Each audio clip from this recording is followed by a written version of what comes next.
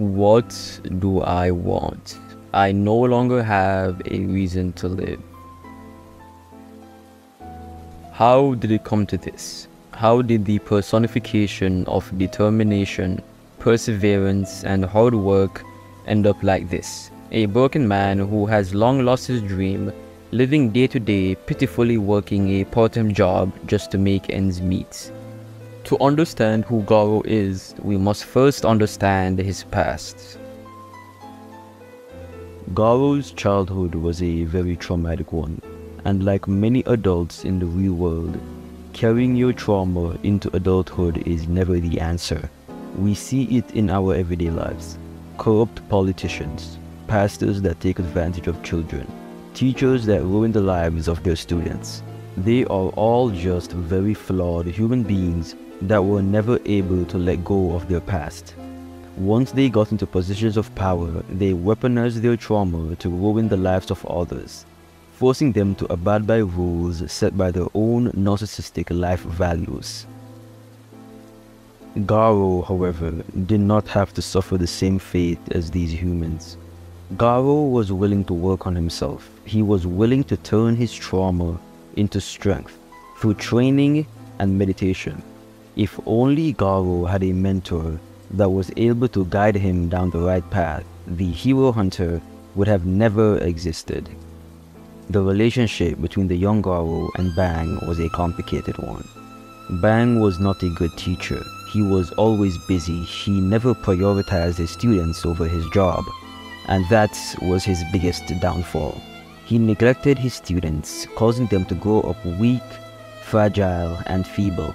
He was never there for them when they needed him the most, and as time passed, Garo's trauma cultivated into anger. Anger against the world, anger against both monsters and heroes alike. Realizing that he had nothing else to learn here, he left.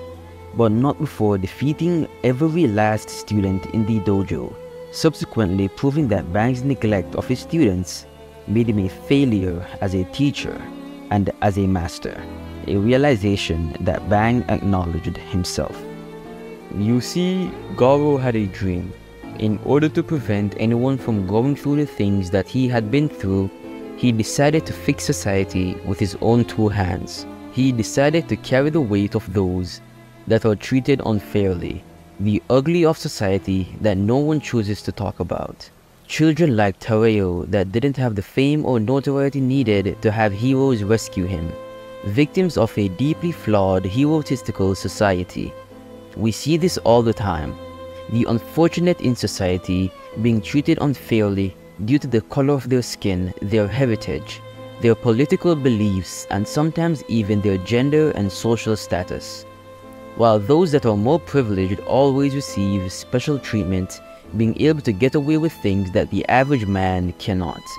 These are problems that have stemmed on for centuries. Deeply rooted flaws within society that cannot be fixed without an extreme idealism that is impossible to cultivate in a modern society. Garo decided to take it upon himself to fix society, and as you guessed, this is where the problem began, as social issues this large cannot be fixed by one man alone. However, this is where I disagree with you. I do believe that one man can change the world if he does work hard enough. It's just that there are consequences to your actions if you do take on this burden. Very harsh consequences at that. In a separate video, I will justify Garo's hero hunting and prove to you that he is completely justified in his actions. However, this video is to focus on the aftermath of Garo versus Saitama and how that fight ended up crushing Garo's dreams, which in return gave us the best character development I have read in modern manga. This character development of Garo turning over a new leaf is, in my opinion, some of the most intriguing storytelling and nuanced writing in modern manga history. The hero's journey can be applied to a multitude of characters in fiction, both heroes and villains alike. The hero's journey is simply a formula of structuring character development for whichever character the story is following. In One Punch Man, it is no different for Garo, as most characters in fiction, from their perspective, are all heroes of their own story. Even in the real world, every single one of us feel and act as if we are the main characters, the heroes of our story. It is why the formula works so well. The first step in Garo's plan was to conquer the Hero Association, first battling weaker heroes and climbing his way to the very top. Garo's climbing of the A to S rank ladder symbolizes how close he is to achieving his goal. Once the hero has conquered his dragon, he can finally rest easy and embark on a journey of peace and prosperity. However, it is never this simple. As the story progresses, this character is likely to fight stronger opponents until he successfully slays his dragon and wins the prize. In certain occasions, this prize can be the unification of China. In other mediums, it can mean achieving world peace and uniting the ninja world. In more mature stories, it is often the realization of obtaining inner peace and solace. We see it in different mediums of storytelling, all ranging from fictional works of movies, TV shows, and even video games. This archetype of evolution and growth during battle until you are finally faced with the final boss. You defeat this boss, your story ends, us the viewers clap on, and the show is over. However, as I said before, it is never this simple. The way One writes One Punch Man follows this aspect of storytelling. However, it adds a very dark and painful twist to it. Let's say that you go through your hero's journey. You make progress to the final boss and you are finally tested with your biggest and most difficult hurdle, the final dragon. Once you have defeated it, your journey of hardship comes to an end and your dreams are now achieved. However, if you lose this fight, you will lose all of your powers, all the friends you made along the way, and you will never get a second chance to fight this dragon again. A terrifying price to pay to achieve your dreams. The hero hunter grew from each and every single battle, his opponents sooner or later all falling victim to his unyielding will to persevere. No one could stop him. His dream was about to be fully realized. Not only had he exposed the hypocritical hero society, but he did it without killing a single human being. He was right and they were wrong. This would have been true if it weren't for Saitama, the final dragon in Garo's path. However, Saitama could not be defeated. No matter how strong Garo grew, Saitama was an unstoppable wall that could not be scaled no matter the willpower or the efforts. Saitama broke Garo and the hero hunter lost everything he had worked for. All the evolutions, all his newly gained powers he obtained on his journey had been reduced to nothing. Garo had failed, and he was not granted a second chance at achieving his dreams. It is now over.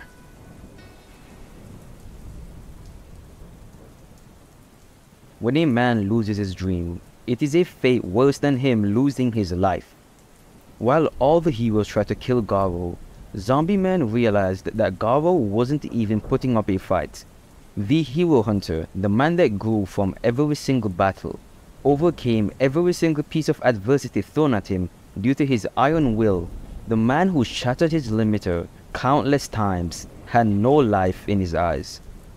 To see the embodiment of perseverance quit like this, it was heartbreaking to see a man so scarred. When you lose all hope, you give in to your lowest instincts. It is impossible for an individual who has completely lost hope in society and lost hope in life to possess the determination necessary to continue living. Garo had lost hope in himself, until for the first time in his entire life, someone fought for him. Someone fought to defend him. Garo looked onwards as he saw the young Terreo fighting for him. The boy that was too scared to even defend himself was trying his best to protect him. Whatever it was, even if it was only temporary, for that moment, Garo found hope. This hope gave him the resolve he needed to survive, even if it was only a day longer, just a little bit longer. He found the resolve to carry on. Using the boy as a distraction, the injured heroes were not fast enough to catch him. Garo luckily got away. Garo lived to see another day and thus started his redemption. Garo lost his dream, but it was not the end for him. It was simply new beginnings. We all have dreams, things we hope we can achieve one day, whether it be our work ethic, our lack of talent, or just circumstances we cannot control. The truth of the matter is, a lot of us will never accomplish these dreams. However, it does not mean that your life has no value because of it. Garo's journey proves to us that suicide or self-sacrifice is never the answer. If you end your life, you end your future goals, and your future dreams. Garo fleeing gave him a second chance, a chance to reflect, to change, to work a normal job, to put his past of hero hunting behind him, and finally start to live his life. Maybe if he stays on this path, one day he can find his true purpose, and maybe, just maybe, he can dream again. Garo's new life is a very interesting take on the path of solitude and the path of the loner. Earlier into the video, I alluded that Garo was living pitifully and you should feel sorry for him. But that is not quite true. In my opinion, Garo is very similar to the Asian samurai Miyamoto Musashi. Both were young men who were very talented warriors. They grew from each battle and kept learning as they fought more difficult foes. But as time passed, they got older and removed themselves from that lifestyle and practiced a lifestyle of humility and self-reflection. To some individuals, this is a pathetic way to live. Let's say that you finally got the opportunity to meet the legendary samurai Miyamoto Musashi, and he is now working on a farm, no longer the blade-wielding god that he once was. Would you pity him? Would you look down on him as a fool that fell from grace? I believe that your answer is very dependent on the way that you live your life and the type of person that you are. If you do take pity on him because he no longer promotes his previous lifestyle, then yes, you will pity Garo and you will see him as a broken man that has fallen from grace. However, I do not believe this to be the case. Personally, I think Garo is going through his final evolution, the only evolution that truly matters, moving on and finding your new path in life. This is shown to us when Garo is seen meditating under a waterfall. Meditation embodies the principles of introspection, patience, and self-improvement. After Garo's defeat and loss of powers, his act of meditating symbolizes his initial stride towards becoming the best version of himself. Meditation allows for you to get clarity, move on, and figure out what you need to do in your new path in life. Garo's path now is not a path of violence, but a path of humility.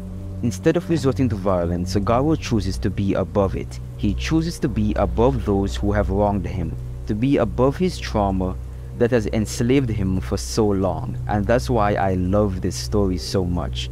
Garo embraces humility as he embarks on this transformative journey, and his new life is so very interesting. One's approach of writing this personal journey of self-discovery is without a doubt the best plotline we have currently in the webcomic. The last time we saw Garo, he was working a part-time job. He was stacking boxes as a delivery man. He got a new haircut and a new look. This new job he obtained is likely used as a crutch to feed himself and support himself while he discovers who he truly is and his new goals in life. Garo did this job well. Being praised for his strength by the company owner, he offered Garo a full-time job, bonus cash, and whatever he wants to eat. However, Garo had to decline this offer, clearly showing that he is not ready for the commitment of a full-time job. Perhaps there's something more important that he wants to do, something more important he wants to put his time and energy into. However, we're not sure what that is. As for the free meal, ouch, it must have been hard, very painful to decline that. Even with his new appearance, the possibility of endangering the man's life in public was simply too much. However, things are not always that simple. Us viewers know that Garo is a good man. He does not have evil in his heart. He is just a very flawed man trying to change. However, the heroes do not believe that. While we viewers possess knowledge of the true nature of the neo-heroes, recognizing them as hypocritical, immoral, and corrupt individuals engaging in deplorable and reprehensible acts behind closed doors, the citizens of One Punch Man do not think this. They idolize them and they see them as the world's saviors. The Neo heroes stalked and figured out Garo's current location. Led by Soryu, they made an effort to capture Garo. The hero hunter is now the one being hunted. How ironic. Even after losing his powers, Garo was still a very skilled fighter. Easily dismantling the Neo heroes in a split second, Garo made sure to pull his punches, not mortally wounding or killing any of the men. Soryu himself begins his onslaught of attacks. Soryu's suit overheats and he loses control as he tries to kill Garo. Soryu yells for the suit to stop. This is the problem with the heroes in this universe. It's this level of incompetence that is so unforgivable. However, we're lucky here. Garo is fine. He gets hit multiple times and is even bleeding from the nose. It is implied that his ribs were damaged in the process. However, Garo showed no emotion, not saying a single word during this entire exchange until Soryu destroyed the boss's truck. This evokes a reaction out of Garo, in which Garo yells at him to stop. This shows us what Garo actually cares about. He knows that he must pay for his sins of the past. However, the owner is only an innocent bystander. He has nothing to do with this. He does not deserve to lose his livelihood over something that he is completely uninvolved in. This is the exact situation that Garo was trying to avoid, and this genuinely makes him angry. After seeing his livelihood taken away from him, the frustrated boss tells the heroes to capture Garo. However, Soryu cannot fight anymore. Garo, who got pummeled by Soryu, did not hold any grudges against him, however. He did not try to fight back or get revenge once Soryu's suit overheated and broke down. He successfully defended himself and did not cross that line. However, Garo, seeing that he lost his job, one of his only chances to provide for himself without going back down a dark path, he decides to once again flee the scene. In this chapter, Garo's life is very intriguing, depressing and subsequently motivating because the man had to die once to rise up back again. A man who once used his fists to hunt and defeat others now only uses it to defend himself. Once he used his physical strength to perform crimes, now he only uses it to take care of himself. Garo's development is beautiful. It is one of those in which we see in many pieces of fiction. Men like Guts, Thorfinn and Musashi from Vagabond. Strong fighters who have turned a new leaf trying to find peace. This is my favorite variation of that, a truly beautiful story.